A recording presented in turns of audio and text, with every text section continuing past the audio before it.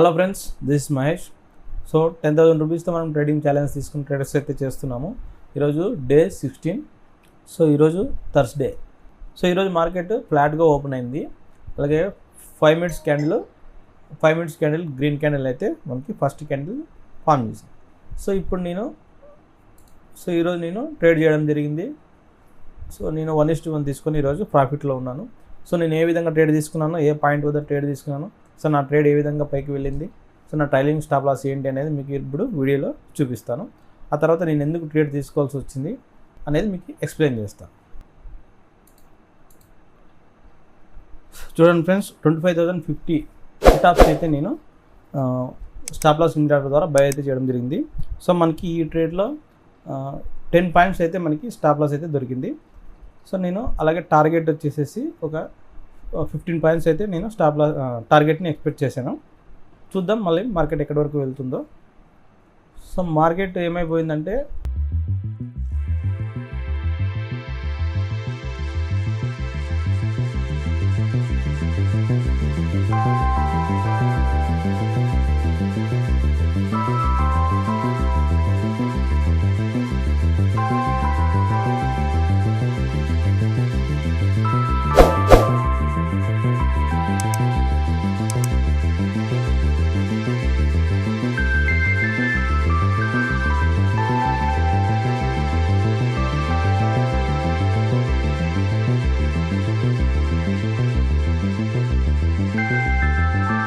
మనం తీసుకున్న రేంజ్ దగ్గర నుంచి మార్కెట్ కొంచెం రేంజ్ బౌండ్లోకి అయితే వెళ్ళింది. సో అది ఎందుకు అలా పర్ఫామ్ చేసిందో కూడా మీకు ఎక్స్ప్లెయిన్ చేస్తాను. అలాగే నేనైతే నా స్టాప్ లాస్కి స్టిక్ అయి ఉన్నాను. స్టాప్ లాస్ని ఏ విధంగా కూడా మూవ్ అయితే చేయలేదు. మనకి 1:1 అయితే ఇచ్చింది మార్కెట్, బట్ నేను తీసుకోలేకపోయాను. అలా 2 టైమ్స్ మనకి ఈ ట్రేడ్లో 1:1 అనేది వచ్చింది. బట్ నేను 1:1 దాటిన తర్వాత నేను ఏదైతే ట్రైలింగ్ అనేది ట్రైల్ చేస్తాను. బట్ మార్కెట్ అయితే 1:1 నుంచి జస్ట్ 10 పాయింట్స్ మనకు ప్రాఫిట్ ఇచ్చి అక్కడి నుంచి రిటర్న్ అవుతుంది. బట్ నేను వెయిట్ చేశాను, ఒకవేళ ఈరోజు లాస్ వస్తే లాస్, ప్రాఫిట్ వస్తే ప్రాఫిట్ అని. సో చూడండి, ఇప్పుడు 700 వరకు వెళ్ళింది మార్కెట్. 650 వరకు 700 వరకు వెళ్ళింది. బట్ నేను అయితే మూవ్ చేయలేకపోయాను. మరి అక్కడి నుంచి వెంటనే రిటర్న్ అనేది వస్తుంది. బట్ ఇక్కడే మనం కొంచెం ఫోమోకి అయితే నేను గురయ్యాను అనమాట.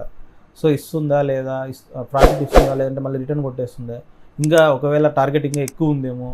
సో ఇక్కడ నేను కొంచెం ఫోమోకి అయితే గురయ్యాను అనమాట. బట్ ఏమైందంటే మళ్ళీ మార్కెట్ అనేది మళ్ళీ అక్కడి నుంచి రిటర్న్ వచ్చేసింది. సో ఇలా 2 టైమ్స్ నాకు ఈ ట్రేడ్లో జరిగింది. బట్ నా స్టాప్ లాస్ అయితే నేను మళ్ళీ నేను ఏదైతే అనుకున్నానో 10 పాయింట్స్ అక్కడికి పెట్టేశాను అనమాట. సో ట్రేడ్లో ఎట్లా అంటే మనం అనుకుంటాం సో స్ట్రిక్ట్గా మెయింటైన్ చేయగలమని, బట్ ట్రేడ్లో మనం ఎంటర్ అయిన తర్వాత గ్రీడీకి అడిక్ట్ అయిపోయి ఫోమోకి బలైపోతుంటాము. సో ఈరోజు నేను అదే జరిగింది. సో 2 టైమ్స్ నాకు 1:1 అయితే ఇచ్చింది మార్కెట్, బట్ నేను దాన్ని తీసుకోలేకపోయాను. బట్ అయినా కూడా నేను నా స్టాప్ లాస్కి అయితే నేను స్టిక్ అయి ఉన్నాను. మార్కెట్ నా స్టాప్ లాస్ని అయితే హిట్ చేయలేదు. చూడండి, మీరే చూడండి, మార్కెట్ పైకి వెళ్తుంది, మార్కెట్ కిందికి వెళ్తుంది. మనకి ఆప్షన్ ప్రైస్లో 1:1 ఇస్తుంది, మళ్ళీ రిటర్న్ వచ్చేస్తుంది. సో ఈ విధంగా మార్కెట్ జరుగుతూనే ఉంది దాదాపుగా ఒక 10 వరకు. సో ఆ తర్వాత నేను ఇంకా ఇన్నిసార్లు మనకి రిజెక్షన్ కనబడిన తర్వాత మార్కెట్ రిటర్న్ అవుతుందేమో అని ఒక అండర్స్టాండింగ్కి వచ్చేసాను. సో ఈసారి ఖచ్చితంగా 1:1 వచ్చేసి నేను తీసేసుకుందామని ఫిక్స్ అయిపోయాను.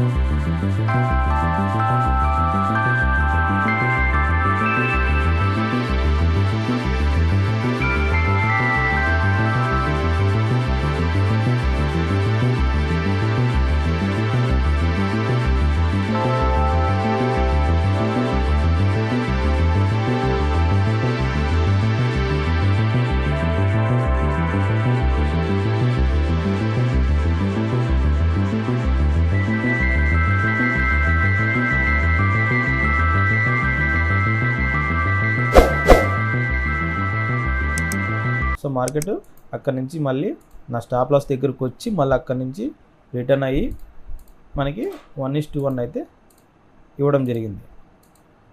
చూడండి 1000 వరకు వెళ్ళింది మార్కెట్. సో నేనైతే 1:1 దగ్గర పెట్టేశాను.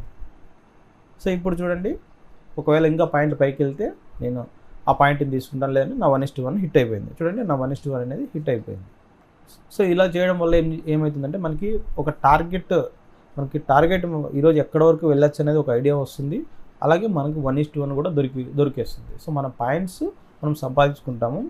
అలాగే 1:1 అనేది ఎక్కడ వరకు, 1:1 తర్వాత 1:2 ఎక్కడ వరకు వెళ్తుంది అనేది మనకి ఒక ఐడియా వస్తుంది అనమాట. సో మనం ఫ్యూచర్ ట్రేడ్స్లో సో ఐడియాని మనం ఇంప్లిమెంట్ అనేది చేయొచ్చు అనమాట. సో రోజు ట్రేడ్ చేయడం ద్వారా మనము 1:1 సంపాదించుకుంటూనే మార్కెట్ ఏ విధంగా పర్ఫామ్ చేస్తుంది, ఈ స్ట్రాటజీలో మార్కెట్ ఏ విధంగా ఎందుకు అక్కడ రిజెక్ట్ అవుతుంది, అక్కడ 20 SMA ఉందా, CPR ఉందా అనేది మనకి ఒక ఐడెంటిఫికేషన్ అవుతుంది అనమాట. సో ఫ్యూచర్ ట్రేడ్స్లో మనం సేమ్ ఇదే విధంగా రిపీట్ అయితే సో మనం అప్పుడు ఇంకా క్విక్గా స్కాల్పింగ్ చేయడానికి వీలుంటుంది. రోజు ట్రేడ్ చేయడం వల్ల, రోజు ట్రేడ్లో ఉండి ట్రేడ్ చేయడం వల్ల మనకి పాయింట్స్ అనేవి దొరుకుతూ ఉంటాయి. గుర్తుంచుకోండి ఫ్రెండ్స్, ట్రేడింగ్ అంటే మనం ఏదైతే పెట్టుకున్న క్యాపిటల్ని గ్రో చేసుకుంటూ వెళ్ళడమే. సో ఈరోజే మనం 5,000 6,000 ఈరోజే సంపాదించేయాలా, రోజుకి 5,000 6,000 తీయాలనేది కరెక్ట్ కాదు, అది గ్యామ్లింగ్ అవుతుంది. సో ఇప్పుడు నేను ట్రేడ్ ఎందుకు తీసుకున్నానో మీకు ఎక్స్ప్లెయిన్ చేస్తాను. సో చూడండి ఫ్రెండ్స్, ఈరోజు మార్కెట్ ఫస్ట్ క్యాండిల్ వచ్చేసి 9:15 క్యాండిల్. సో ఈ పాయింట్ దగ్గర సో నిన్నటి మార్కెట్లోనే ఫ్లాట్గా ఓపెన్ అయింది. సో ఇక్కడ నుంచి రిజెక్షన్ తీసుకొని అప్ అయితే వెళ్ళింది. సో ఇప్పుడు నేను ఏ విధంగా ట్రేడ్ ప్లాన్ చేశానంటే ఫస్ట్ CPR ఎక్కడుందో చెక్ చేసుకున్నాను. సో CPR వచ్చేసి నేరో CPR ఫామ్ అయింది. అలాగే మార్కెట్ CPRను దాటుకుంటూ పైకి వెళ్ళింది. సో ఇక్కడ నేను అలాగే 20 SMని కూడా క్లిక్ చేసుకున్నాను. సో 20 SMని చెక్ చేస్తే మనకి ఈ టైంకి కరెక్ట్గా ఈ క్యాండిల్ ఫామ్ అయ్యే టైంకి 20 SMA అనేది 50 SMA కింద ఉంది. సో 20 SMA 50 SMA కింద ఉంది కాబట్టి మార్కెట్ అప్ ట్రెండ్ అయితే ఈరోజు ఉండదని నా ఒక ఇండికేషన్ అయితే నాకు అనిపించింది. R3 కూడా ఫామ్ అయిందనమాట. సో 9:20కి R3 దగ్గర రిజెక్షన్ అనేది కనపడింది. సో ఈ పాయింట్లో నాకు రిజెక్షన్ కనపడింది. సో నేనేం చేశానంటే ఇక్కడ షార్ట్ పొజిషన్ అనేది తీసుకున్నాను. సో ఈ పాయింట్ దగ్గర షార్ట్ పొజిషన్ తీసుకున్నాను. ఇక్కడ నుంచి మనకి జస్ట్ 10 పాయింట్స్ అయితే నేను స్టాప్ లాస్ అనేది పెట్టేశాను. సో మనకైతే CPR వరకు నేను 20 SMA వరకు నా టార్గెట్ని అయితే ఎక్స్పెక్ట్ చేశాను. బట్ మార్కెట్ ఏం చేసిందంటే మార్కెట్లో ఏం జరిగిందంటే ఆ టైం పీరియడ్లో CPR దగ్గర నుంచి మార్కెట్ రిజెక్షన్ చేసుకుంటూ పైకి వెళ్తూ కిందికి టైం అనేది స్పెండ్ చేసిందనమాట. సో ఎప్పుడైతే మనకి ఈ 20 SMని బ్రేక్ చేసిందో అప్పుడు మనకి మార్కెట్ అనేది 1:1 అనేది ప్రివిలేజ్గా 1:1 అనేది ఇచ్చిందనమాట. మళ్ళీ అక్కడి నుంచి మార్కెట్ రివర్స్ అయితే వచ్చేసింది. సో బట్ నేను 1:1 తీసుకొని బయటికి వచ్చేసాను. సో బాగా గమనించండి, నేను ట్రేడింగ్ చార్ట్లో స్ట్రాటజీ అనేది అప్లై చేస్తాను. అలాగే దన్ చార్ట్లో నేను క్యామ్రెలా పివట్ పాయింట్ని చెక్ చేసుకుంటాను. సో ట్రేడింగ్ చార్ట్లో బాగా గమనించండి, నేను ఏదైతే CPR ఇండికేటర్ని చెక్ చేసుకుంటానో సో CPR ఇండికేటర్ నేరోగా ఫామ్ అయింది.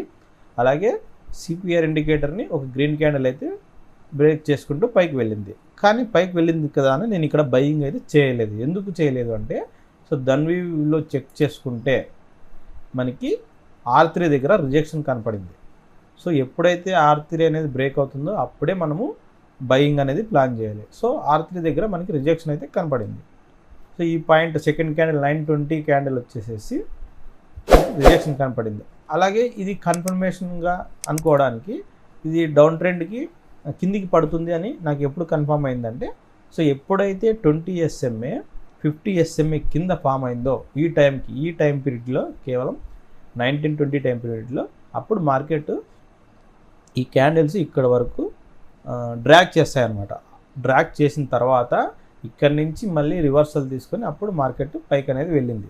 సో అంతవరకు మార్కెట్ డౌన్ ట్రెండ్గానే కంటిన్యూ అయింది. సో ఈ డౌన్ ట్రెండ్ని నేను ఏ విధంగా క్యాప్చర్ చేశాను అన్నది మీకు ఇప్పుడు ఎక్స్ప్లెయిన్ చేశాను కదా. 20 SMA ఈ టైంకి కింద ఉంది, 50 SMA పైన ఉంది. అలాగే R3 దగ్గర మనకి రిజెక్షన్ కనపడింది. సో ఈ విధంగా నేను ట్రేడ్ అనేది ఈరోజు ప్లాన్ చేశాను అనమాట. సో మనకి ఇది 1:1 అయితే మనకి వచ్చేసింది. సో ఈరోజు మనకి చూడండి 753 రూపీస్ అయితే మనకి ప్రాఫిట్ వచ్చింది 1:1. సో 1:1 తీసుకొని నేను బయటికి వచ్చేసాను. సో ఇది ఫ్రెండ్స్ ఈరోజు నా ట్రేడింగ్ స్టైల్ కనుక నచ్చితే వీడియో కింద లైక్ చేయండి. అలాగే ఈ వీడియోని మీ ఫ్రెండ్స్కి షేర్ చేయండి. అలాగే మీకు ఏమైనా డౌట్లు ఉన్నా, అలాగే సిపిఆర్ గురించి ఏదైనా ఇన్ఫర్మేషన్ కావాలన్నా, అలాగే నాకు ఏదైనా సజెషన్ ఇవ్వాలన్నా కింద కామెంట్లో తెలియజేయండి. నెక్స్ట్ వీడియోలో మళ్ళీ కలుసుకుందాం. Until then bye to everyone. Thank you.